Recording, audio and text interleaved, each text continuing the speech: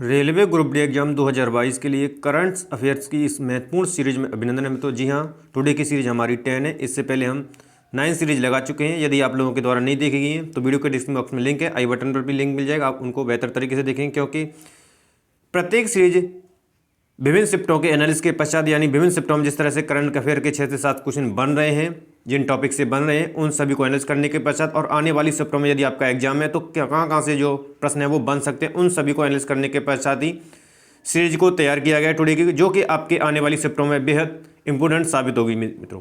तो यदि आप हमारे चैनल पर पहली बार विजिट कर रहे हैं तो चैनल को सब्सक्राइब करते हो, पास में जो बेल आइकन उसको प्रेस करेंगे ताकि समय से लेटेस्ट वीडियो का आपको नोटिफिकेशन मिलता रहेगा और रेलवे ग्रुप डी एग्जाम की बेहतर तैयारी और रिवीजन के लिए आपको रेगुलर मिलती रहेगी मित्रों। तो प्रश्न है हमारा,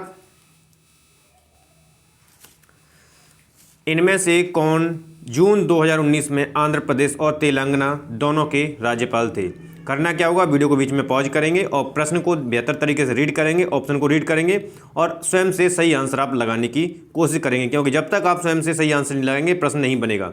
तो यहाँ से इसका राइट आंसर है ऑप्शन बी, ESL नरसिम्हन, जो कि जून 2019 में आंध्र प्रदेश और तेलंगाना दोनों के ही राज्यपाल थे।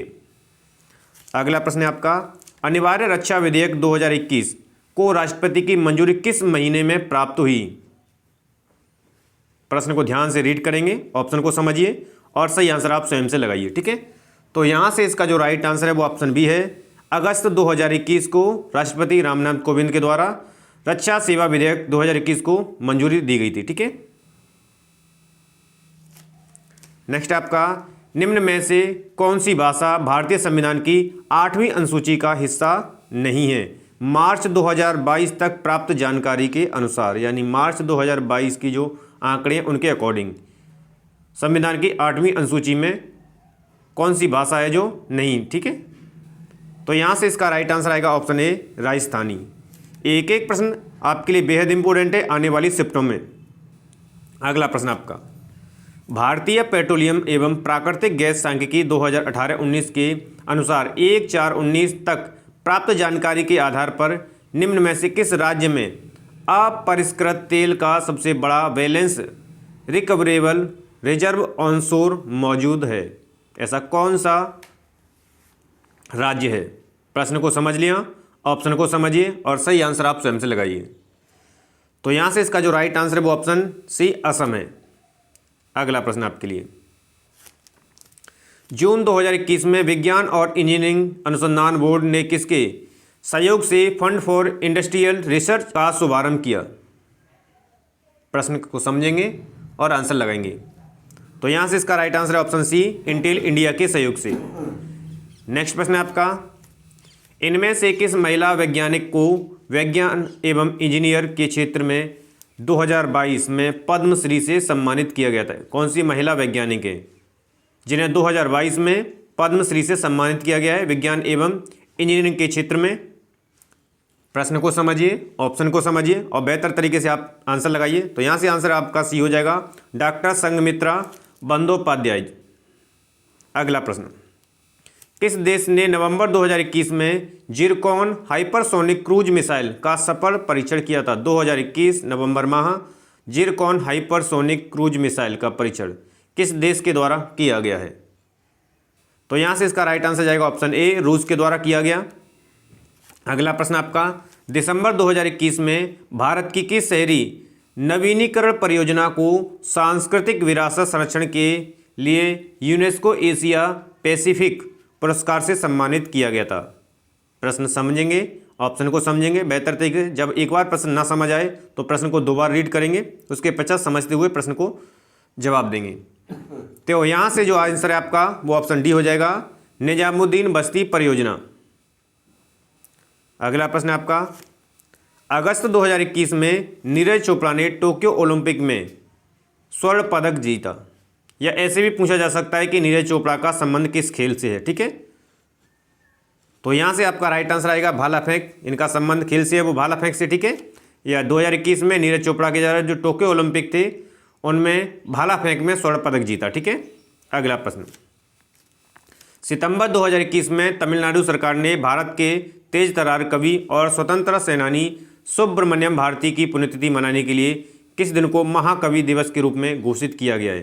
ठीक है, प्रश्न को समझे और ऑप्शन को समझें, जवाब दें। तो यहाँ से इसका राइट आंसर जाएगा ऑप्शन बी 11 सितंबर को। अगला, वर्ष 2020 तक प्राप्त जानकारी के आधार पर वैश्विक पवन ऊर्जा परिषद के अनुसार स्थापित पवन ऊर्जा क्षमता के मामले में विश्व में भारत का कौन सा स्थान है? 2020 की प्राप्त जानकारी के अकॉर्डिंग। प्रश्न को समझते हुए जवाब देंगे। तो यहाँ से इसका राइट आंसर है ऑप्शन सी, चौथा स्थान है। अगला प्रश्न है आपका, आर्थिक सर्वेक्षण 2021-22 के अनुसार निम्न में से कौन सा देश अप्रैल नवंबर 2021 की अवधि के लिए भारत का सबसे बड़ा निर्यात भागीदार है? ठीक है, प्रश्न को समझते हुए एक बार नहीं 2 बार समझेंगे, फिर रीड करेंगे और सही आंसर आप लगाएंगे। तो यहाँ से इसका राइट आंसर है ऑप्शन सी, संयुक्त राज्य अमेरिका। अगला प्रश्न, देवेंद्र मेवाड़ी को उनके नाटक के लिए बाल साहित्य पुरस्कार 2021 से सम्मानित किया गया था। को समझेंगे। तो नाटक में विज्ञान के लिए इन्हें बाल साहित्य पुरस्कार 2021 से सम्मानित किया गया था। ठीक है। अगला प्रश्न, 13 से 18 दिसंबर 2021 के मध्य वर्चुअल रूप से आयोजित यूनेस्को की मानवता की अमूर्त सांस्कृतिक विरासत की प्रतिनिधि सूची के 16वें सत्र में किस सांस्कृतिक उत्सव को शामिल किया गया था? प्रश्न को समझते हुए ही जवाब देना है, क्योंकि जब तक आप प्रश्न को नहीं समझ पाएंगे प्रश्न बनता नहीं है मित्रों। तो यहाँ से इसका जो राइट आंसर है वो ऑप्शन सी हो जाएगा, दुर्गा पूजा को शामिल किया गया। ठीक है। अगला प्रश्न आपके लिए, सूरज कुंड मेला जिस अंतर्राष्ट्रीय शिल्प मेला भी कहा जाता है आयोजित किया जाता है, यह किस राज्य में आयोजित होता है? तो यहाँ से इसका जो राइट आंसर है ऑप्शन ए, हरियाणा में आयोजित होता है। ठीक है, जिसे शिल्प मेला भी कहा जाता है। अगला प्रश्न, भारतीय जनगणना 2011 के अनुसार निम्न में से किस राज्य केंद्र शासित प्रदेश के ग्रामीण क्षेत्रों में लिंगानुपात सर्वाधिक है? 2011 की जनगणना के अकॉर्डिंग। ठीक है, जवाब देना है। तो यहां से इसका जो राइट आंसर है वो ऑप्शन ए हो जाएगा, केरल। अगला प्रश्न, जनवरी 2022 में डॉक्टर सुभद्रा अयप्पन को विज्ञान और इंजीनियरिंग में पद्मश्री से सम्मानित किया गया है। वे हैं या ये संबंध रखते हैं? इस तरह भी प्रश्न पूछा जा सकता है। तो ये जो है वो एक नाभिकीय वैज्ञानिक है। ठीक है, आंसर भी हो जाएगा। अगला, निम्न में से कौन सा विश्व का दूसरा सबसे बड़ा भाषा परिवार है? विश्व का दूसरा सबसे बड़ा, प्रथम नहीं दूसरा पूछा गया। ठीक है, ध्यान रखेंगे, क्योंकि कई बार क्या होता है हम जल्दबाजी में प्रश्न को आधे अधूरे को पढ़ लेते हैं, जिससे कि आगे ढेर सारी गलतियां हो जाती हैं और जब हम एग्जाम देकर उठते हैं या एग्जाम में हम सबमिट कर पाते हैं तो हमें ध्यान आता है कि हमने जो प्रश्न किया था वो गलत हो गया। ठीक है, तो यहाँ से इसका जो राइट आंसर है वो ऑप्शन सी है, चीनी तिब्बती। ठीक है, विश्व का दूसरा सबसे बड़ा भाषा परिवार है।